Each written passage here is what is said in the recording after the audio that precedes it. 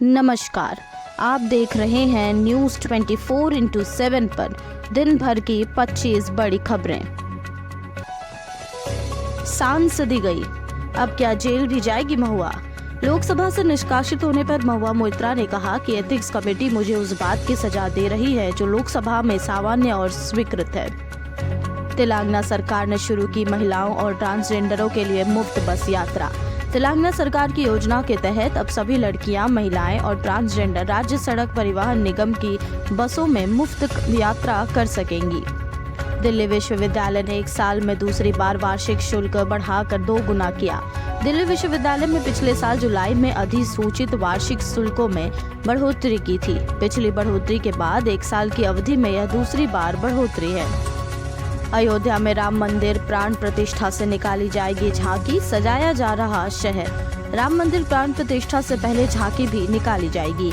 इसके लिए अयोध्या को सजाया और संवारा जा रहा है। राम मंदिर प्राण प्रतिष्ठा 22 जनवरी को होने वाली है। इसरो के सौर मिशन को मिला बड़ी सफलता। आदित्य L1 ने भेजी सूरज की तस्वीरें।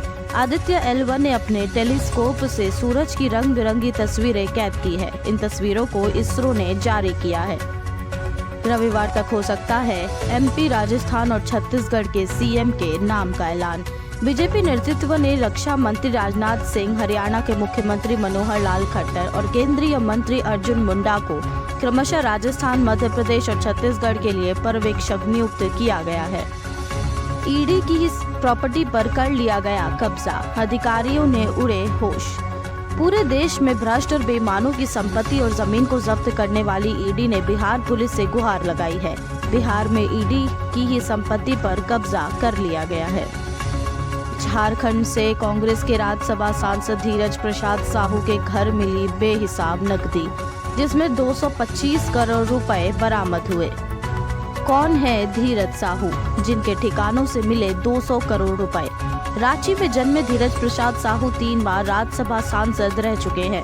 वो 2009 में राज्यसभा सांसद बने थे। जुलाई 2010 में वो एक बार फिर झारखंड से राज्यसभा के लिए चुने गए। तीसरी बार मई 2018 में राज्यसभा के लिए चुनाव हुआ। साल के अंत में कारों पर bumper discount offer, Maruti, Hyundai और सिट्रोन भी शामिल। इराक विश्वविद्यालय के छात्रावास में आग लगने से 14 छात्रों की मौत, 18 घायल। देश जिताने निकलेंगे नीतीश कुमार ने 2024 की चुनावी जंग के लिए अपने नेशनल कैंपेन का शंखनाद करने के लिए पहले यूपी के वाराणसी में फिर झारखंड में रैली करने वाले हैं। ISIS की साजिश पर NIA का बड़ा एक्शन, महाराष्ट्र, कर्नाटक के 41 ठिकानों पर ताबड़तोड़ छापे। वाराणसी सामूहिक सुसाइड केस में आया नया मोड़। वाराणसी में सामूहिक खुदकुशी के मामले में नया खुलासा हुआ। पुलिस को तेलुगु भाषा में लिखा हुआ एक सुसाइड नोट बरामद हुआ, जिसमें लिखा था कि मृतक को कर्ज देने वाले प्रताड़ित कर रहे थे। गाजा में तत्काल मानवीय युद्ध विराम का प्रस्ताव UN में नहीं हुआ पास। पुतिन ने दुनिया को बताई भारत की ताकत। दुनिया में 2 तरह के दोस्त होते हैं, एक अवसरवादी और दूसरा सिद्धांतवादी। जो सिद्धांतवादी होता है वो पीठ पीछे भी दोस्ती निभाता है। रूसी राष्ट्रपति पुतिन भारत की ताकत के बारे में कई बार दुनिया को बता चुके हैं। मेरे तीसरे कार्यकाल में तीसरी सबसे बड़ी इकोनॉमी होगा भारत, PM मोदी ने किया ऐलान। कराने आए थे जमानत, खुद ही पहुंच गए सलाखों के पीछे। आगरा में ACP कोर्ट में जमानत देने आए 6 फर्जी जमानतदार गिरफ्तार किए गए हैं। आरोपियों ने जमानत के लिए 500 रुपए लिए थे।